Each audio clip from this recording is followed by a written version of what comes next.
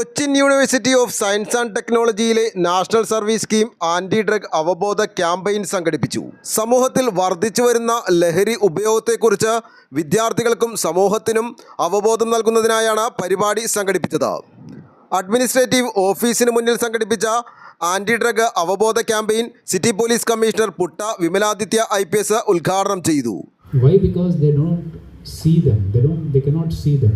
Everybody seem to be a person who who is adverse to them.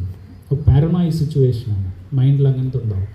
So നിങ്ങൾ മനസ്സിലാക്കേണ്ടത് അത്തരത്തിലുള്ള ആൾക്കാർ before they get into such a situation, your job is to help them. Okay, first we should be away from them. So you have മയക്കുമരുന്ന് വിരുദ്ധതയ്ക്കായി കൂട്ടായ പ്രവർത്തനത്തിൻ്റെ ആവശ്യകത അദ്ദേഹം ഊന്നിപ്പറഞ്ഞു. വിദ്യാർത്ഥികളെ മയക്കുമരുന്ന് ഉപയോഗത്തിൽ നിന്നും അകറ്റി ആരോഗ്യകരമായ ഭാവിയിലേക്ക് നയിക്കാനുള്ള ആവശ്യകതയും ചൂണ്ടിക്കാട്ടി. കുസാറ്റ് രജിസ്ട്രാർ അരുൺ AU യോഗത്തിന് അധ്യക്ഷത വഹിച്ചു. സർവകലാശാലയുടെ ആരോഗ്യകരവും ഉത്തരവാദിത്വമുള്ള യുവജന സംസ്കാരം വളർത്തുന്നതിലെ പ്രതിബദ്ധത അദ്ദേഹം എടുത്തുകാട്ടി.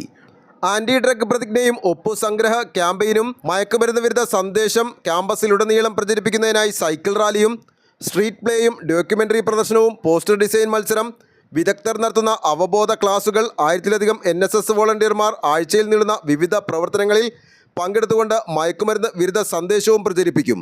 പ്രോഗ്രാം ഓഫീസർമാരായ ഡോക്ടർ വൃന്ദ, ഡോക്ടർ തൃപ്തി, ഡോക്ടർ നുഹു, സുഹൃത എന്നിവർ ചടങ്ങിൽ പങ്കെടുത്തു.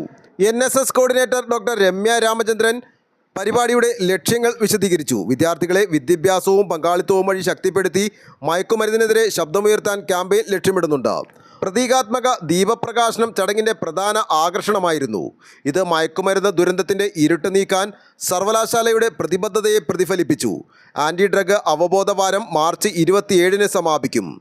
ന്യൂസ് ബോക്സ് ലൈവിന് വേണ്ടി സനൂപ് കളമശ്ശേരി.